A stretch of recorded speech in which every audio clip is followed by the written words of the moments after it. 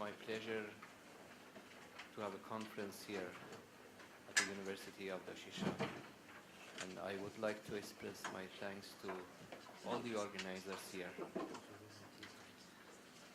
The topic that I have chosen is the conflict mitigation in the Middle East, Iran's role, and special focus on Iran's nuclear energy development. I'm not inclined to read the paper that I have written, but I'm going to have a live presentation here, a live discussion, a dialogue with you.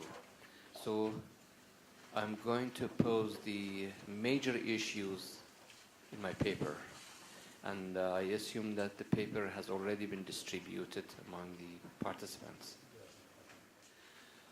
I divide my presentation into 4 sections. The first part covers very briefly the theoretical approach of my presentation. The theoretical approach adopted here is a confluence of 2 clusters of theories, realism and social constructivism.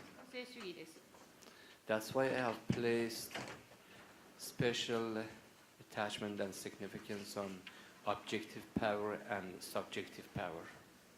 By objective power, which is based on Greek mythology, it goes with all the quantitative aspect of power, including hard military power and also economic power. By subjective power, I mean the Eastern and primarily Iranian and Islamic values and culture. The power that cannot be measured but be guessed at. A second section pertains to the causes of the conflict in the Middle East. On that, I would argue that there are 2 clusters of causes for the conflict in the Middle East. Briefly, I have discussed in my paper that the causes of the war and conflict are several causes by biologists, by genetics, by anthropologists, by international relations theorists. But here I would argue that, very briefly, that the causes of the conflict in the Middle East are partly because of social problems, and the second part is because of the global governance. Viewed from the perspective of social forces, the people in the Middle East are socially frustrated. It is based on frustration aggression theory as John Dollard proposed it in the 1930s. When a nation is politically, economically, and socially frustrated, they appeal to aggression. It is based on this that the Middle East people have turned to Islamic Revivalism.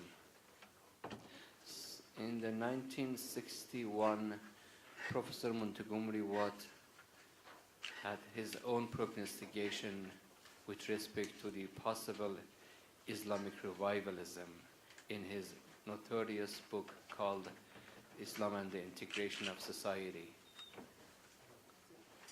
He posed a very significant problem some 18 years before the Iranian Revolution, that is it possible for Islam to be universal and international? He concluded that in the Middle East, Christianity failed while Islam stepped in, and Islam was successful in the Middle East. He also proposed the problem of internal conflict within Islam.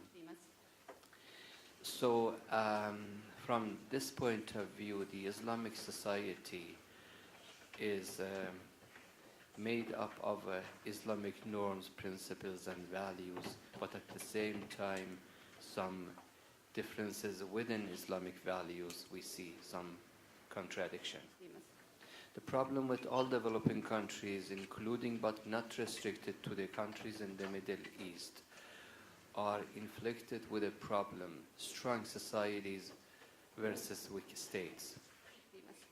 I agree with Joel McDowell's major contribution to the studies of societies in the Middle East that the countries in the Middle East are faced with a big problem that they have strong societies and they have weak states. These states may have large resources, at the same time huge military establishment, but at the same time they are unable to penetrate the social fabric of society. There is always a struggle for power between blocks of power in a given society in all developing countries, especially in the Middle East. Therefore, if we have to find and locate some solutions to the problems in the Middle East, we have to establish realistically, based on realism and Islamic Revivalism, it must be a strategy to establish equity and equal distribution of power within Islamic societies, equal distribution of power both objectively and subjectively. In the absence of equal distribution of power in Middle East societies, the struggle for power will continue to exist between different blocks of power. We will continue to witness revolutions within revolutions in the Middle East. A second problem with the Middle East is the bad global governance. A close scrutiny of the literature on globalization and global governance suggests that there are packages introduced by globalization and global governance into the developing countries, including the Middle East countries. To cite a few examples: economic package, cultural package, security package, technology package, communication package. To explain it broadly, for example, the economic package includes flows of capital, flows of goods, flows of service. When the capital, goods, and service are introduced in a developing country, some social blocks of power get the advantages because of the close relationship with the international regimes. They get more advantages and they increase their power overnight. On the other hand, some of the social powers that I already explained, they may lose their own power, so the social fabric will be imbalanced. It means that some get richer and some get poorer. So economic disparity translates itself into social inequality among the blocks of power. These social blocks of power should have institutional coalition among themselves in order to cope with the international and global factors. In the absence of such institutional coalition among those social blocks of power, so the regimes inside such developing countries will become more radical and radical. That's why you see some parallels between the conflicts in the Middle East and the conflict that is taking place, for example, from Seattle in the United States in the name of anti-capitalism, anti-globalization, or between Arab Spring and between what is happening in Greece, so in other parts of the world. So there are some commonalities and some parallels which is taking place. It's because of global governance, and added to it is the social problems that we have in the Middle East.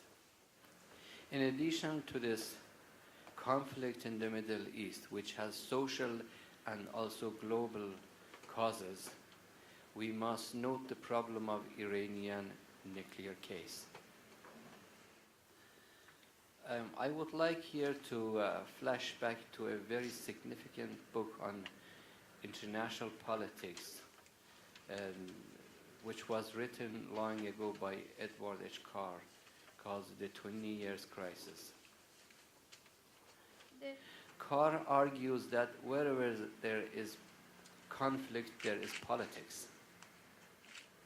He says whenever there is cooperation, politics is absent. Dispute arises wherever there is politics, and the dispute itself is not important between the actors.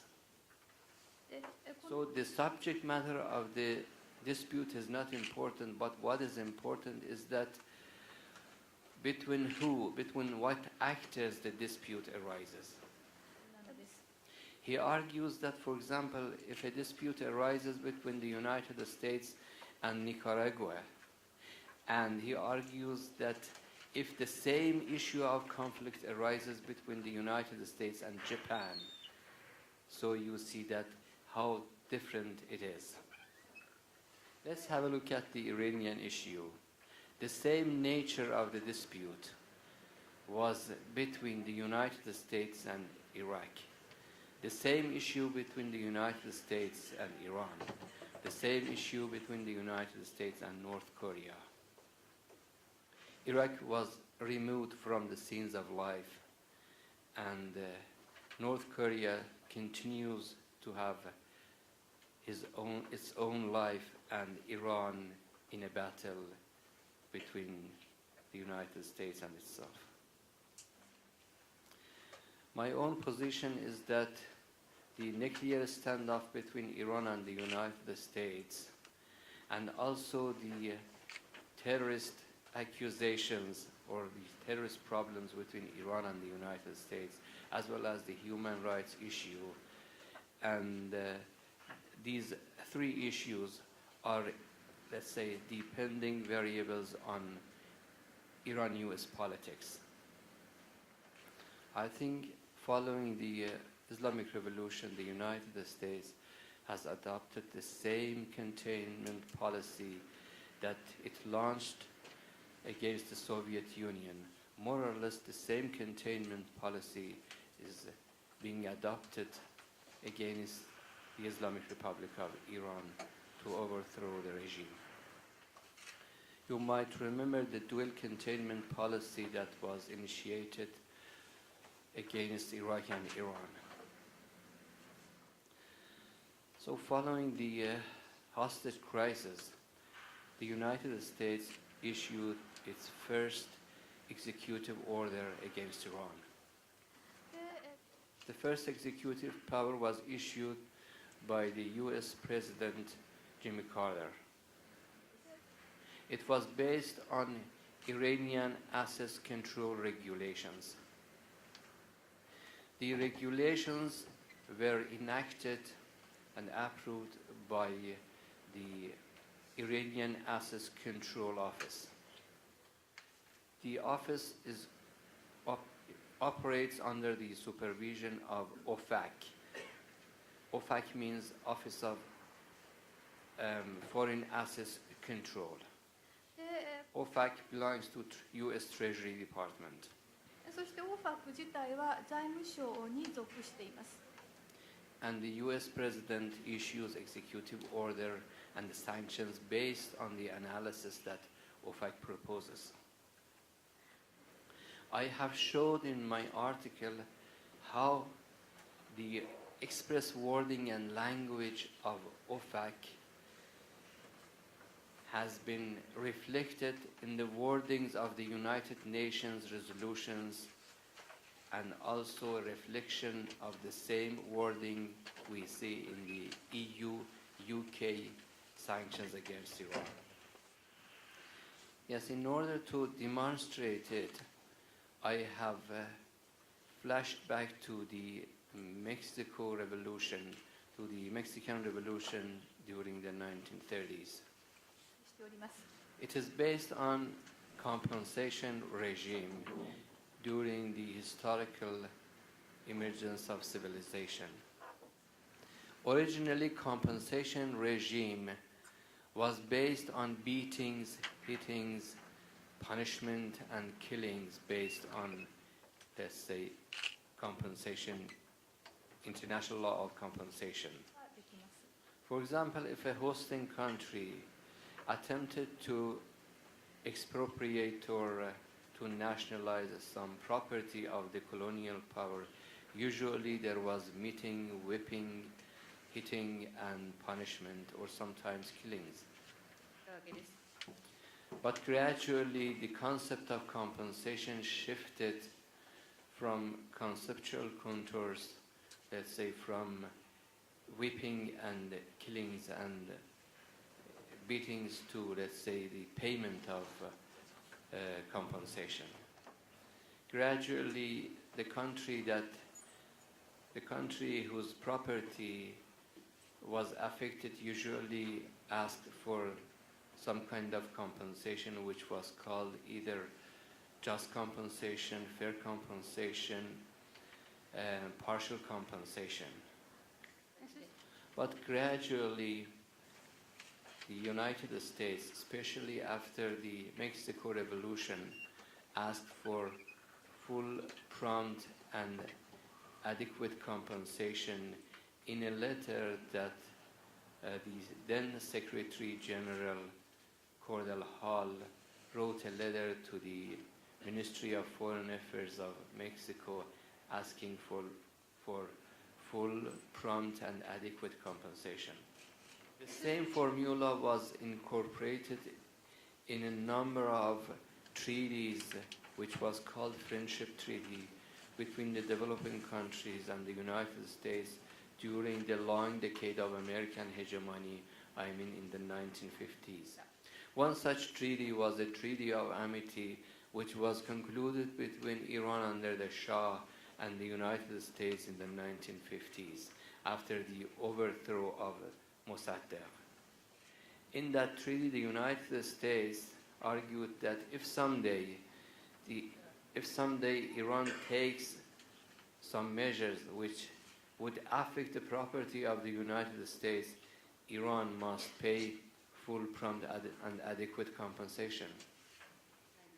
After the revolution, when the Algiers declarations were signed between Iran and the United States, the largest international tribunal in The Hague was established. Iran and the United States both invoked the Treaty of Amity before the tribunal. The tribunal is now 30 years old, and in that tribunal, the United States has always asked for full, prompt, and adequate compensation. The measurement of this formula is very problematic. The problem is how much payment is enough. How full is the full? When the Iraq scenario happened, the American theorists adopted the same formula and borrowed the same formula from compensation regime into arms control regime.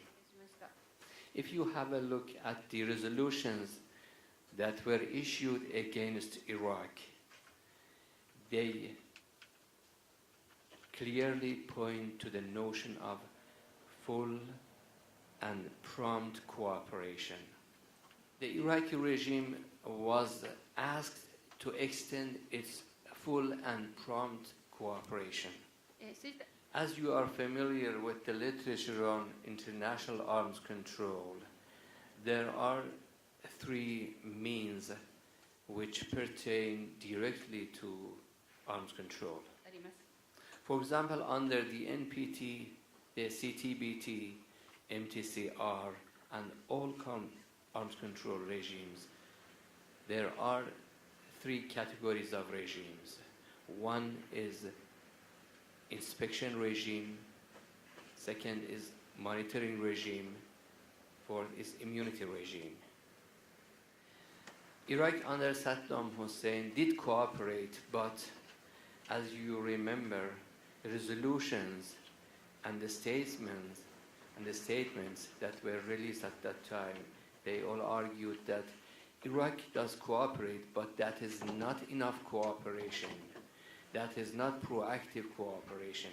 The problem was that how much cooperation was full. That is the measurement of the problem. Now have a look at the literature issued and produced against Iran, including the United Nations Security Council resolutions, the OFAC statements, and the EU and the UK statements. They argue that Iran's cooperation, Iran's full cooperation is needed. They say that Iran must extend full cooperation, and the point is that how full is the full? The point is that there are certain mechanisms which monitor Iranian energy development inside Iran. For example, under the CTBT, we have seismology, infrasound, hydroacoustic, satellite, and also national means that monitor Iranian energy development inside Iran.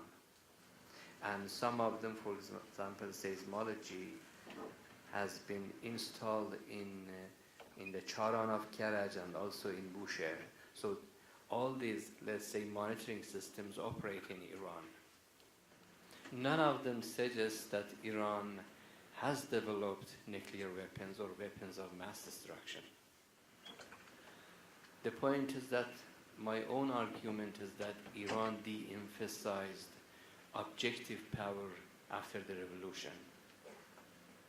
The Islamic Revolution of Iran paid much attention to subjectivity, to subjective power, to ideology and culture, rather than, let's say, on politics and on objective power and military power or economic power.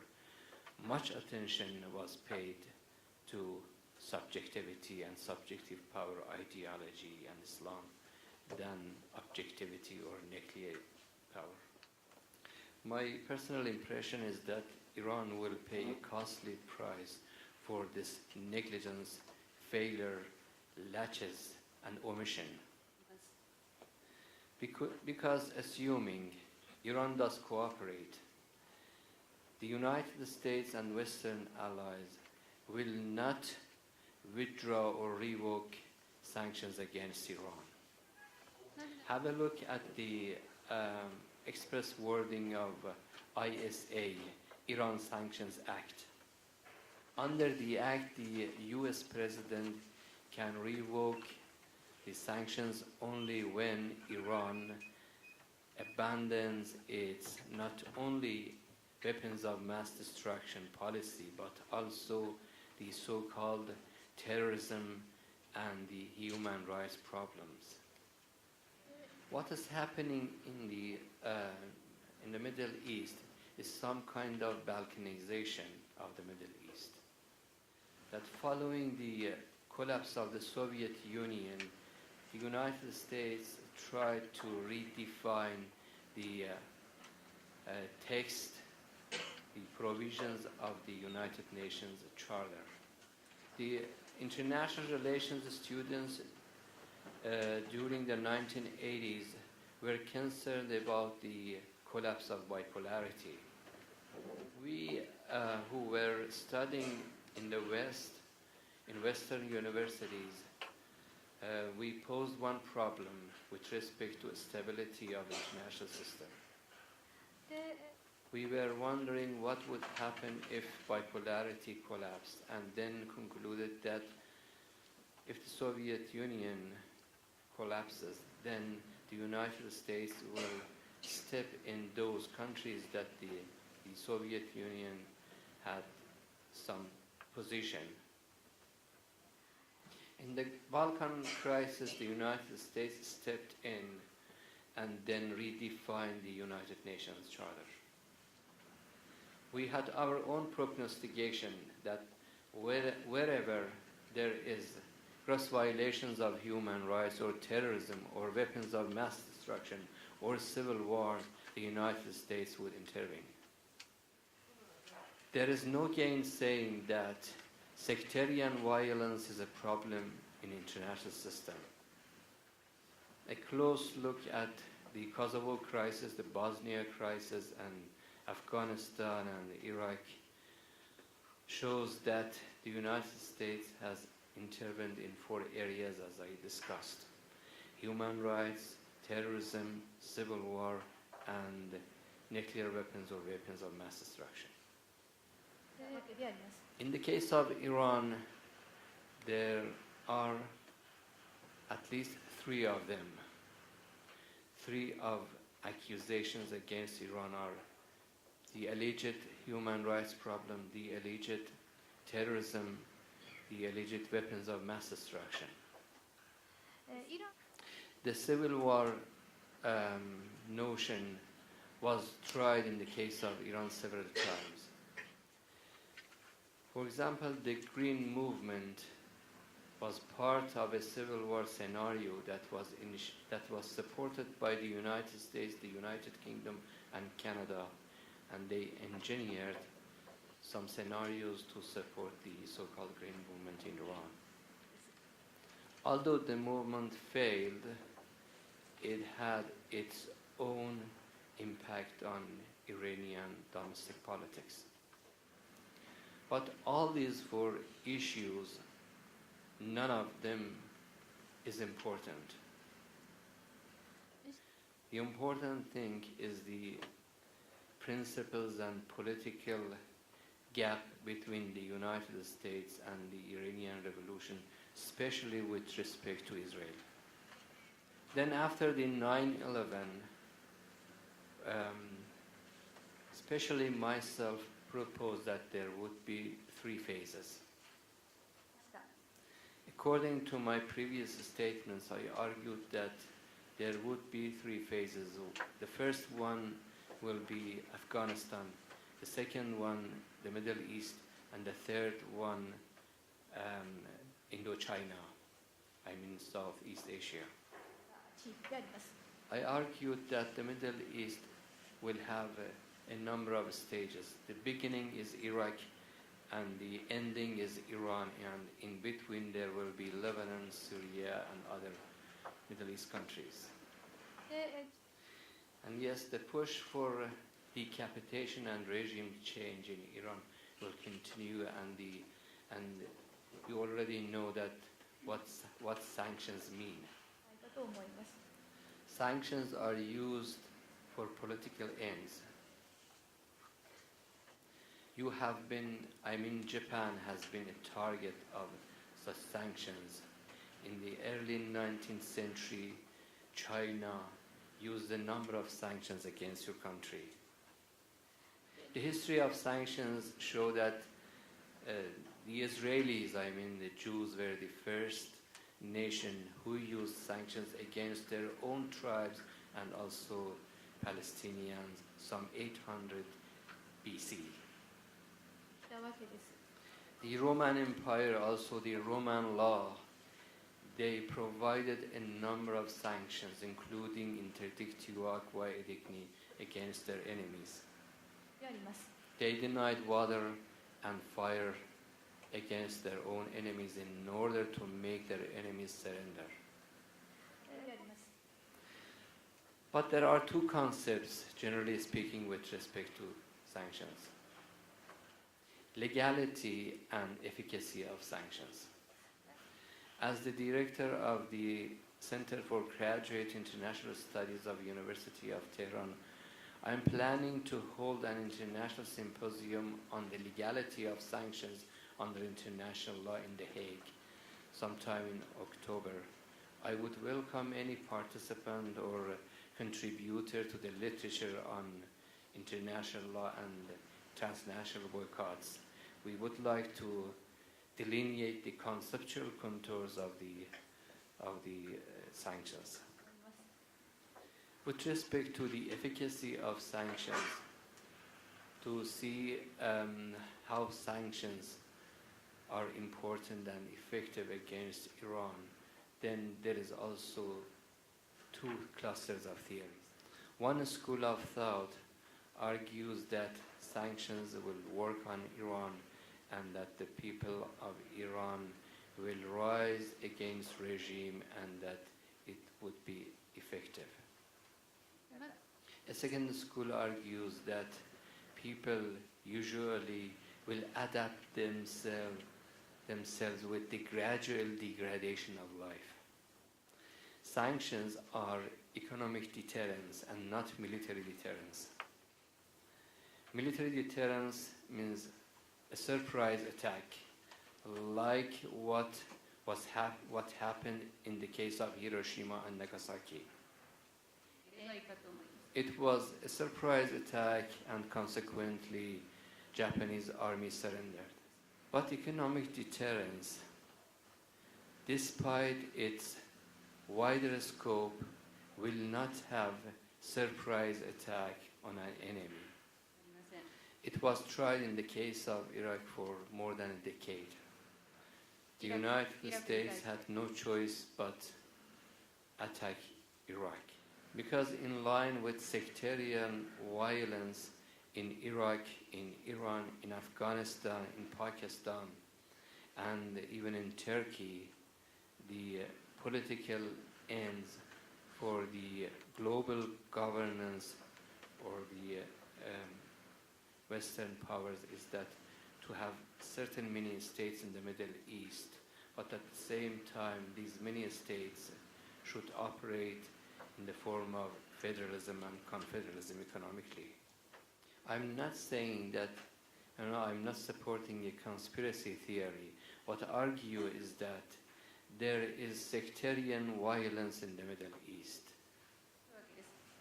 The Western powers are trying to use and abuse the sectarian violence in order to maintain their own national interest and manage the conflict in their own favor. 16 years ago, in an Iranian journal, I argued that Iraq will disintegrate.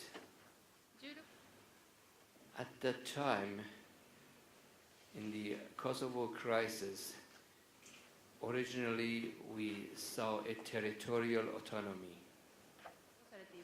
All territorial autonomies will be replaced by state autonomies.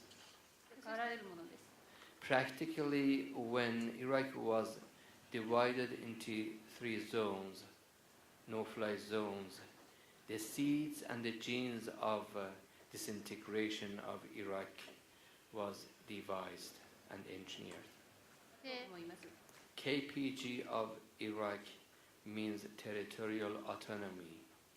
Next step is the state autonomy of Kurdistan. It's going to have impact on Syria, Turkey, and Iran. Well, there is a lot of literature and a lot of issues involved in the Middle East and in the case of Iran, but I'm telling that my time is over and I'm at your disposal to have further discussions if you think so and the graduate school deems it appropriate.